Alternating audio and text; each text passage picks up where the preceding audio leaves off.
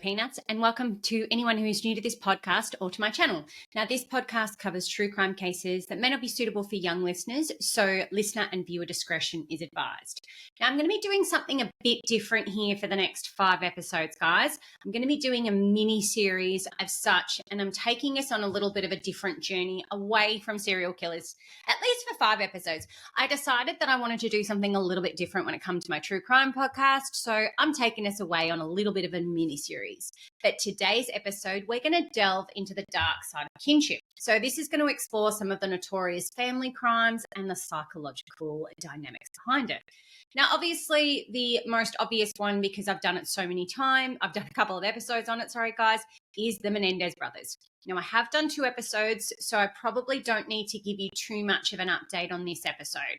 Instead, I'll give you a highlighted reel as such, because today what I really want to talk about is some other family crimes and when we see the dark side of what a family life can be like. Now, this can be a husband, this can be a mum and a dad who have seen kids murder their parents, and sometimes even siblings murdering their own siblings.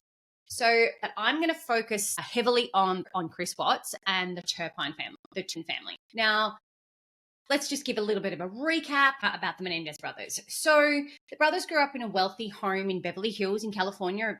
As everybody is aware, their father, Jose Menendez, he was a successful entertainment executive, and their mum, Kitty Menendez, was a bit of a socialite. So despite a really quite privileged upbringing, it definitely had a really, really dark side to that family. There was allegations of sexual and physical abuse. And obviously on the night of August 20th in 1989, Lyle and Eric Menendez would brutally murder their parents in their home. They shot Jose and Kitty multiple times, and it was a pretty gruesome crime scene. I think I've shown you guys some crime scene photos in my previous podcasts, but you'll see at least like a highlighted reel of in the background with a video. So the trial of the Menendez brothers, it was a absolute sensation. Like, it was filmed, everybody wanted to know about it. The defense argued really heavily about all the abuse that was involved and the emotional abuse. So that's what led them ultimately to actually murder their parents. The prosecution would sort of paint that picture, though, that they were 2 really greedy kids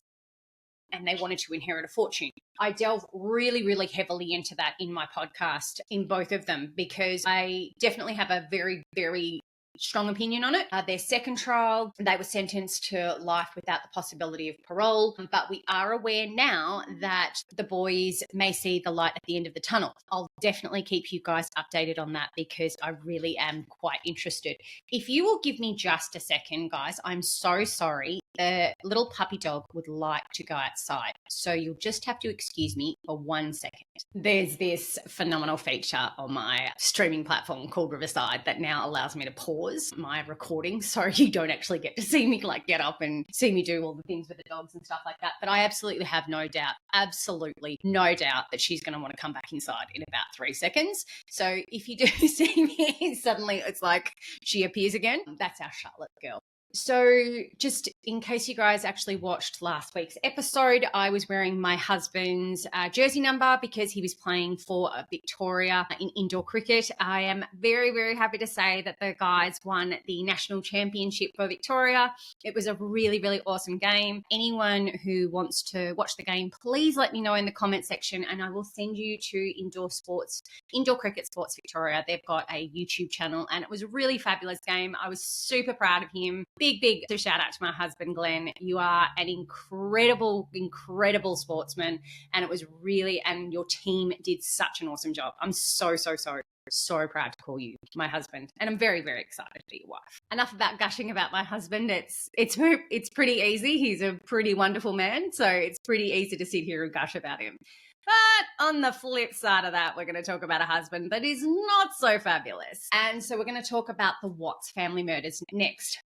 Now, to say that this one disgusts me is probably a bit of an understatement. It's a massive understatement.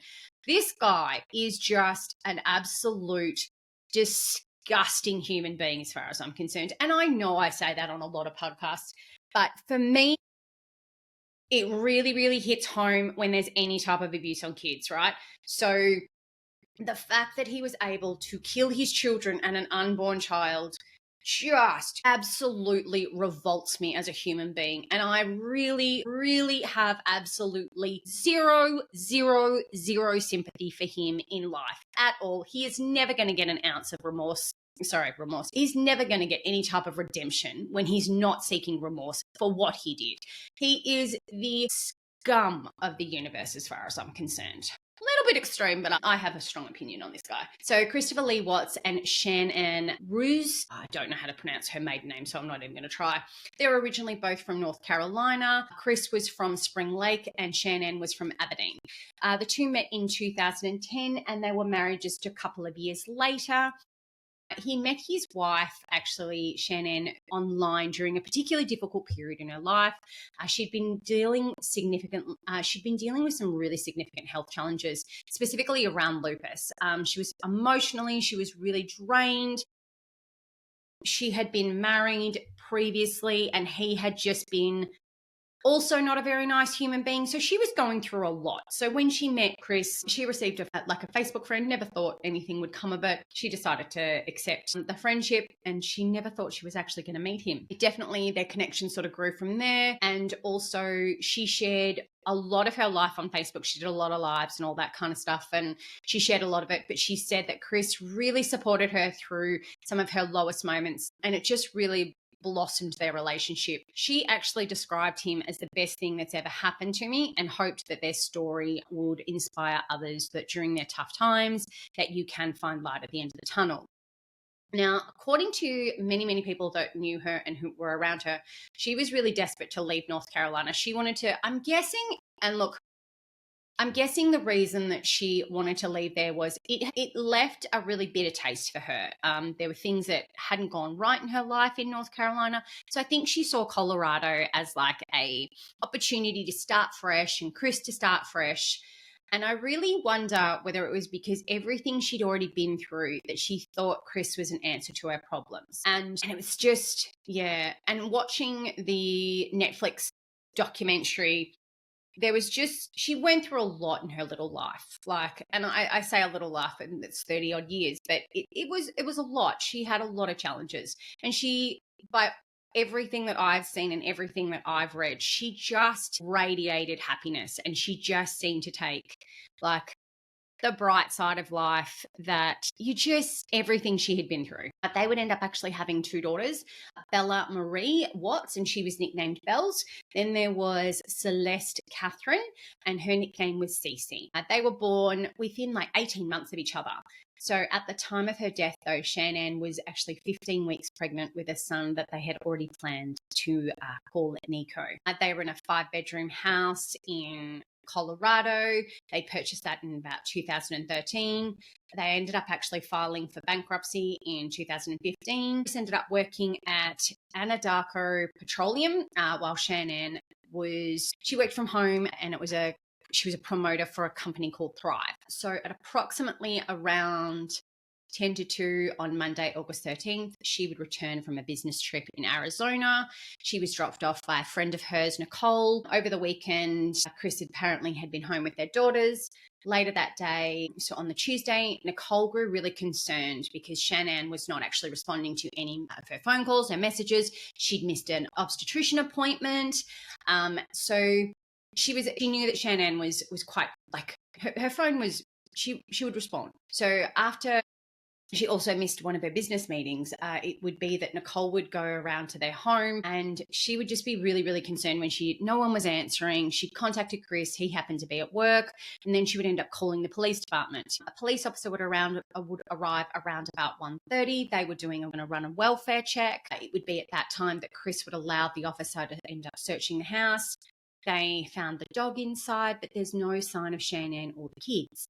Her purse was there that contained her keys and her medication. And her medication was for her lupus. And also for, I believe, some migraines. I think that's what they were talking about on the documentary. Her phone ended up actually still being in the house. Her car's there. Her wedding ring was found on the bedside table, which was quite telling from what the police sort of were like, there was a bit going on. The following day, the FBI and the Colorado Bureau of Investigation, so that's the CBI, that would join the investigation. Chris would initially say he had no idea where his family was, and he claimed that he'd actually last seen Shanann at 5 o'clock in the morning when he left for work. He also gave interviews to the local media and outside their family home, and he was pleading for their safe return for his wife and for his daughters. And it's during one of these interviews that investigators with the search dogs could be seen working on the property. So they're trying to do everything that they possibly can. And on August 15th in 2018, the FBI became involved in her disappearance. So that same day, Chris Watts would actually undergo a polygraph. He failed it pretty badly, apparently. It was then that he would confess to his father first, Ronnie, and it would later be he would confess to the law enforcement that he'd actually killed Shanann. However, he would initially say that Shanann had smothered the girls. He stated that he found Bella deceased and witnessed Shanann strangling Celeste, which would prompt him to apparently kill her in a rage. He would then take all 3 bodies to the petroleum where he worked, and he was arrested later that day. He marked the locations of the bodies on photographs that the police had given him of the oil site. So the bodies were discovered on August 16th. Now, whilst he's holding on to this, that Shanann, he would end up actually saying, actually, I smothered the girls, because they were discovered in 2 different oil tanks, and Shanann was buried in a shallow grave nearby. I don't know how to say this, so anyone who has children, and I do myself, so this one's always a really hard one for me because it involves kids. The little girls had been forced into the top of those tanks. The medical examiner did note that Bella had abrasions on her left butt cheek, and a tuft of blonde hair was found in the hatches. So it's pretty appalling what he's done to his wife and to his daughters. He would formally be charged with 3 counts of first-degree murder, including additional counts for the children being underneath the age of 12 and citing his position of trust. He was also charged with unlawful termination of a pregnancy and 3 counts of tampering with a deceased human body. By the time, obviously, he had lost his job. He was denied bail during his initial court appearance. Colorado authorities would end up releasing surveillance footage from a neighbor's security camera, and that was around the early mornings after their death. And the video showed Chris loading a gas can into his truck and backing it into his garage, and that was what they believed he would use to transport the bodies. So this footage would actually later contradict that Shanann and the children had left the house alive. It's really widely associated with family annihilation or familicide. It says that apparently such crimes happen quite a bit in August, and it's potentially delaying detection due to the fact that it's just at the end of the holiday period. So an former FBI profiler, Candace DeLong, remarked that the cases like this are rare and perpetrators often commit suicide afterwards, something that Chris had definitely claimed that he had thought of doing because he had killed his wife and his 2 children. In a later interview on Like Dr. Phil, though, Chris's attorney revealed that the murders followed an argument about divorce. And during the confrontation, apparently Bella would walk in and Chris would tell her that Shanann was unwell, and then he would murder the girls. And it's just, for me, the reasons behind it, and everybody's very aware.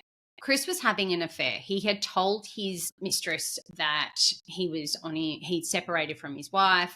Shanann had discovered some evidence of the affair. She'd confronted him about it. And at the end of the day, I don't think he had any guilt. I think he knew what he was going to do eventually. He knew he was going to get caught. And when he was backed into a corner, he was such a narcissistic pig that he decided to murder his wife. And I use this term, I hate using the word narcissistic because, to be honest, I think it's really, really overused today, along with gaslighting and all those kind of terms. I think it happens, so please don't take me wrong. I'm not saying it's not evident. It doesn't happen. I know what narcissism is. I've dealt with it in my life. But I think that it is an overused term This man, though, and it's all over, it's in the documentary. She was begging him to tell her what was going on because she knew he didn't want to have sex with her. She knew something was fundamentally wrong with their relationship. She was trying to find out what is going on with you. I want to know. He went through this whole entire thing of getting really fit and looking really good. And I think at the end of the day, he no longer wanted to be married. And she, when confronted, his anger took over and he just did not care that he killed her. He did not care. So as far as I'm concerned, that's exactly what happened. And look, again, guys, this is massively my opinion. It is nowhere ever have I read about this or anything like that. This is solely my opinion that he is just a horrible human being who did not like being caught being a crap human being. He ended up being charged with 5 counts of first-degree murder, 2 for each of his daughters, and 5 counts of first-degree murder, 2 for each of his daughters, 1 for his wife, Shannon, 1 count, sorry, it must have been 3 counts. 1 count of unlawful termination of pregnancy, 3 counts of tampering with a deceased body. Those ended up being his final charges. November 6, 2018, he pled guilty to all 9 charges, and the plea deal was structured so that he would avoid the death penalty. And that was a significant reason why he took the plea deal. The district attorney, Michael Rourke, he confirmed that the deal was made at the request of Shannon's family, who did not want to pursue capital punishment and preferred to avoid a prolonged and lengthy trial process. Chris would do so many times he would attempt to deflect the blame. He'd claim that she killed them in a rage after he witnessed her killing them. This was really quickly discredited by the investigators, thankfully, and according to reports, the evidence against him was really overwhelming, including the physical evidence that contradicted a lot of his statements. The defense team reportedly approached the prosecution with the plea offer weeks before the court date. They advised him to accept the deal, recognizing that a trial would likely result in a conviction and possibly the death penalty. A source apparently close to the investigation noted that initially he was really resistant to it, but eventually he accepted the reality of his situation. I've got to say, mate, Chris Watts, you were always going to be found guilty. There is no way you were going to be able to walk through that trial and not be found guilty. During the court hearings, though, he had to have a bulletproof vest. Apparently, he was crying when he was entering his guilty plea. The district attorney, though, stated that the plea corrected the false narrative that Chris had initially tried to present, placed all the blame squarely on him, as it should be, as far as I'm concerned. The most unbelievable thing, though, that he's done is he gives interviews to the press pleading for his family to come home and claims that he didn't know their whereabouts. So what kind of twisted human being this guy must be? How can you stand there and put on a show when you have failed dismally as a father and a husband to protect your wife and children? He had the guts to send her text messages asking where she was and knowing deep down he'd actually killed her. This is probably the parts of where true crime really, really disgusts me. This man, and he's not the first one, so I'm not going to sit there and on my little high horse and say he's the only one who's ever done this. But we have got people who literally sit there and they message their partners, the people that they've killed, all that kind of stuff. And they do this knowing full well that they've killed them. I don't understand how you can be such an appalling human being that you do this. You do not even think for a second that is, I get it. You want to get away with a murder, 100%. I can completely understand it. But you as a human being are messaging saying, where are you? I'm worried about you, blah, blah, blah. Knowing full well that you've buried her in a shallow grave and you put your 2 little kids in an oil tank. Like, how disgusting do you have to be, mate? How disgusting. A little bit passionate about that one, aren't I? Again, probably because it's about kids and killing your own kids. So it's probably just triggered something in me that, I don't know. No, I don't like it. And this one's probably going to be even worse, guys. The Turpin family, absolutely the most disgusting parents I've ever met in my life. Well, I haven't met. Absolutely disgusting human beings. I don't know how these people exist in this world today, guys. Like, at what point do you think you woke up in the morning and thought, you know what? I'm going to abuse my kids. This seems like a good idea. Woosah. So here we go, guys. We are now going to be talking about the Turpin family, and it's their family. It's basically, it's a lot, guys. It's a lot. Now, whilst there's no murders or anything like that, this is definitely one that's it's probably going to roll me up, I'll be honest. It centers around the prolonged abuse of 13 children and adults, and it was done by their parents, David and Louise Turpin. The children were between the ages of 2 and 29, and they endured years of mistreatment. And this comes to light in about 2018 when 17-year-old Jordan escaped and alerted the authorities. They would discover these appalling conditions in their home. It would spark huge amounts of national and international attention, just due to the severity of it, the longevity, and the number of victims that were involved. This is described as highly unusual and deeply disturbing. That's a nice way to put it. Right? Highly unusual and deeply disturbing. It's absolutely next level disgusting. That's all I'm going to say. Sorry, I am going to take a sip of my drink. Today, we have Fanta, pineapple, 0 sugar, because for some reason I feel better if I drink soft drink when it's got 0 sugar. I do have to thank Uniqlo, though. This is not a paid ad, by the way. Uniqlo have got 75 years as Snoopy, because it's 75 years of Snoopy. I should have done this at the start of my podcast. Sorry, guys. I have a new t-shirt. I have 2 new t-shirts. I have 2 new jumpers, and they're all Snoopy. My little kitty cat Frankie is just behind there, so I'm just looking at him too. As everybody is aware, very, very Snoopy orientated. Today we've got Joe Cool. So on my birthday, I managed to find this at an antique shop. It's very cool because it's Snoopy as Joe Cool. And then we've got my Mother's Day present, which was a Care Bear. And then we've got our standard Snoopy. We've got our Snoopies in the background. Lots and lots of Snoopies today, guys, so I apologise. All right. So in February 2019, David and Louise Turpin, they pled guilty to 14 felony charges. It included charges such as child abuse, torture, false imprisonment, and abuse of a dependent adult. They were sentenced in April to life in prison with the possibility of parole of 25 years. They should never be allowed out, as far as I'm concerned. David, he's born on October 17th in 1961. He was employed previously as a computer engineer. He had positions at major defence contractors, Lockheed Martin and Northrop Grumman. He would end up meeting his wife, Louise, while attending Princeton High School in West Virginia, and they married in 1985. David was 23 and Louise was 16 at the time. Just so you are aware, there is a really, really good documentary, Evil Lives Here, My Twisted Sister. And Louise's sister actually talks about Louise and her childhood. It was not an easy childhood for Louise. I'm not giving her any outs on this because I just do not believe the conditions in which you grew up in, you put your children through worse. So I'm not sure I can actually justify in my own head what she has done. So they would initially identify as Pentecostal Christians, and they believed they were divinely given a large family. So between 1988 and 2015, they would have 13 kids, 10 daughters and 3 sons. And over time, they distanced themselves from church and they began exploring different sort of alternative lifestyles and some stuff regarding witchcraft and swinging. And that was throughout their marriage.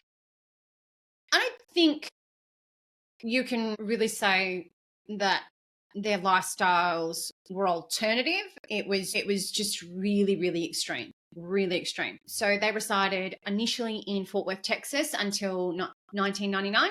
That was when they relocated. So in 2007, David and Louise ended up moving their 10 children into a remote trailer on their property while they took 2 of their youngest children somewhere else.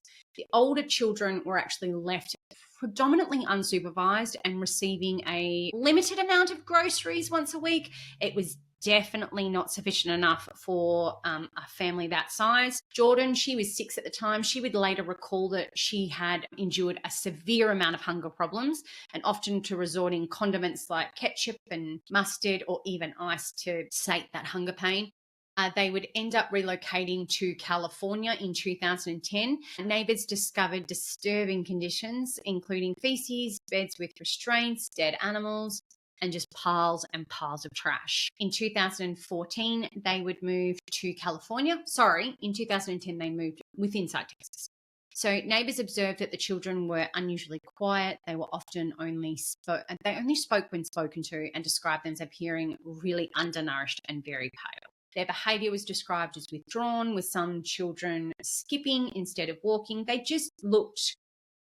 People described it as odd. Our relatives would later reveal many concerns. One of Louisa's sisters said she was never allowed to see the children, and that made them lead to something's really going on and something's wrong, and I'm really worried about these kids' condition. Louisa's aunt believed that everything was fine just based on the photos on Facebook showing a really happy lifestyle. Despite all of this abuse, the children were taken out on outings every now and then.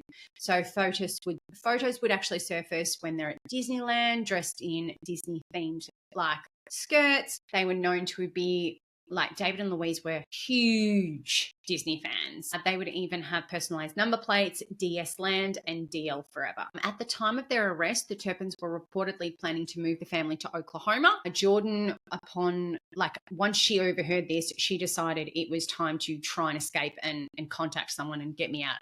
So by 2013, the Turpin children had been secretly planning their escape from their home for almost 2 years.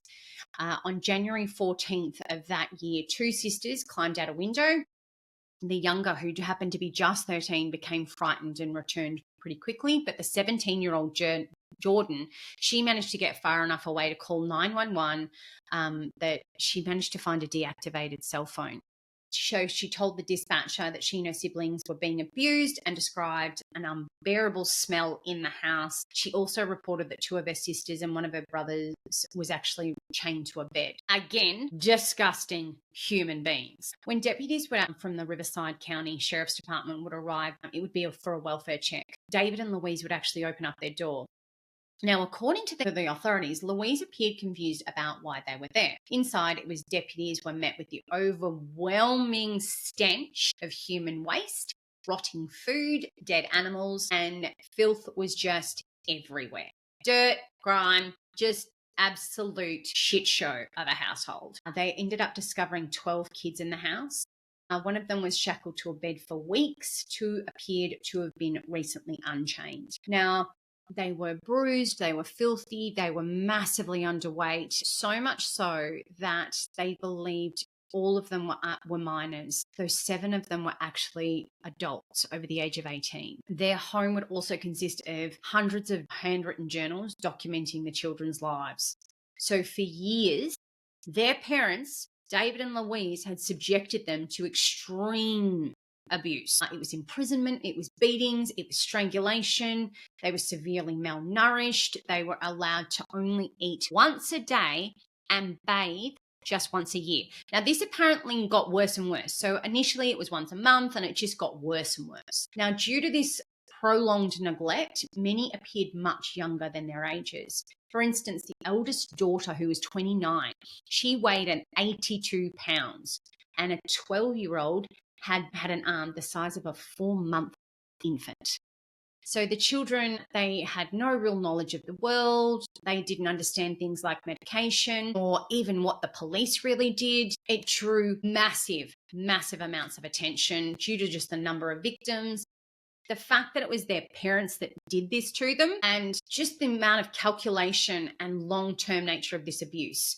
It's been described by experts as just unheard of amounts of abuse. They were charged with a massive amount of offences: 12 counts of torture, 12 counts of false imprisonment, 7 counts of abusing dependent adults, 6 counts of child abuse. David would also have additional charge for committing a lewd act on a child under 14. You are a disgusting human being, David Turpin. Their bail was actually set at $9 million for Louise and $12 million for David, thankfully. And as if that wasn't enough, he was later charged for perjury for falsely claiming over several years that he was running a private school to educate his children. So he was being given money. So Louise's legal team tried to argue for a mental health diversion, citing her as histrionic as her having a histrionic personality disorder. But the judge, he's not convinced at all by this. He would actually say that she was ruled and a threat to public safety. So there's a turning point that happens in February in 2019. They ended up changing their pleas to guilty. They admitted to the multiple counts of the torture, the willful child abuse, false imprisonment, and cruelty to dependent adults. As you're aware, guys, because I said it before, they have the possibility of parole in 25 years. Absolutely disgusting. Do not give them parole. Do not give these human beings parole. But experts say that parole is highly unlikely given the severity of their crimes. I really hope so. I really, really hope so. So today, David is incarcerated at the California State Prison after a transfer from Mull Creek. She is serving hers at the Central California Women's Facility. After their dramatic rescue, all 13 of the kids were hospitalized for 2 months. The 6 youngest were placed in foster care. Doctors treated them for a range of serious issues, heart damage from the prolonged malnutrition, cognitive delays, and nerve damage. It doesn't end here though, guys. 5 of the younger siblings were placed in foster care that turned out to also be abusive. So their allegations were horrifying. The children were slapped with sandals, had their hair pulled, were beaten with belts, and even forced to eat until they vomited, and then forced to eat their own vomit. The foster father was accused of inappropriate touching and kissing. The foster family was later arrested and charged with multiple counts of abuse. As if those kids had not been through enough. You couldn't make sure that their foster family was caring for them too. Wow. Next level, guys. By early 2020, there was a glimmer of hope though, because some of the Turpin children were living independently. They're working, attending school, and one of them even graduated from school. They would end up, ABC, 2020, they'd end up airing a special, Escape from a House of Horrors, revealing that not all was well. Some of the siblings were reportedly homeless, many of them still really struggling, and despite hundreds of thousands of dollars in donations, none of the children actually had access to those funds. The money was actually locked in a trust controlled by a court-appointed guardian, and Joshua Turpin said that he was denied a request to even buy himself a bicycle. Jordan shared that she was released from foster care with no life skills, no housing plan, and no idea how to access food or healthcare. These kids have not been brought up in a normal way. They needed so much guidance. There was so much that they needed from society. There was so much they needed. And it just feels like we failed them so many different ways in so many different times. In July 2022, the siblings filed lawsuits against the foster care agency and Riverside County, alleging that they were placed in another abusive home. 2 lawsuits were filed for one of the older siblings and one of the younger ones, naming the Foster Family Network and ChildNet Youth and Family Services as their defendants. And the Riverside County Sheriff's Department had already been investigating that actually particular foster home since 2021. So in 2024, 3 members of the foster family actually pled guilty. One of them actually admitted to multiple counts of lurid acts on a child endangerment, and false imprisonment. His wife and daughter also pled guilty to child endangerment and false imprisonment. The father was sentenced to 7 years. His daughter and wife received 4 years of probation. It's got to raise some serious concerns and questions about the systems that are meant to protect these kids. It doesn't feel like they looked after them after the years of abuse they'd already had. It just seems to me that these kids have not been looked after at all. And it's just appalling to me. These are just 2 examples, right, of dark sides of kinship. Some other notable people who have killed their families. We've got Robert Fisher. He's suspected of killing his wife and 2 children in 2001 before setting their house on fire. He's actually on the most wanted list and he still remains at large. There's a really good documentary on that. I really quite enjoyed it. Then you've got John List. He methodically murdered his wife, his mother, and 3 children in 1971. He disappeared for 18 years before he would end up being captured. Then you've got Heather Mack. She was convicted in connection with the 2014 murder of her mother. This case gained a particular amount of international media coverage. To wrap up my episode, though, we've explored the dark side of kinship through the stories of the Menendez brothers, the Watts family, the Turpin family abuse case.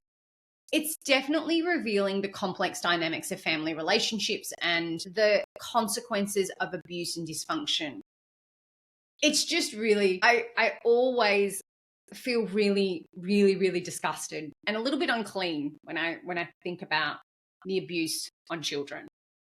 Now, thank you for joining us on an episode from Crimes from the Peanut Gallery. Until next time, you stay safe and stay curious. If you do like this episode and you find this story chilling, please hit that subscribe button, hit the like button if you've liked this episode, and leave me a comment if you want me to do something else. Stay tuned for our next episode where we delve into another mini-series episode. Until then, stay safe and have a great weekend, my fellow peanuts. Hope you're all fabulous.